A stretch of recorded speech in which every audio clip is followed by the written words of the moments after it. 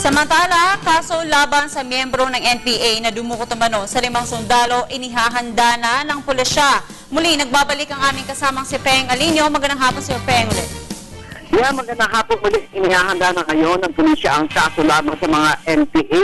Ayon kay Davao City Police Officer DCPO City Director Police Senior Superintendent Ronald De La Rosa. Anya ang pagdukot sa 5 sundalo ay kanilang kinukundina at kinakailangan isampa niya ang kaso sa mga ito sa korte. Hinihintay na lamang nila ang ebidensya mula sa militar at maaaring masampa na ang kaso sa responsable sa dumukot sa 5 sundalo. Ang 5 ay dinukot na Paquibato District ng Lunes ng hapon na ang mga ito ay mamalengke, pasilyan at walang dalang arman. Samantala, maraming sinabi ni Major General Ariel Bernardo, Commanding General ng 10th Infantry Division, na hindi maaaring tawaging prisoners of war o PAO ng NPA ang mga dinukot nila mga sundalo.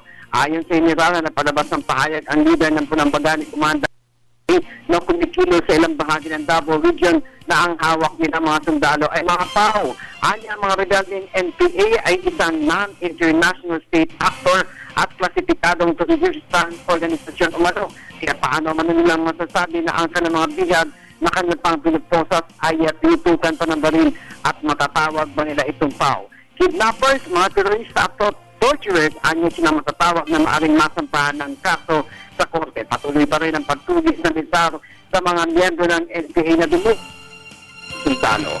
Para sa telebisyon ng Peng Alinio ng Radyo ng Bayan, Davao, nag-uuna.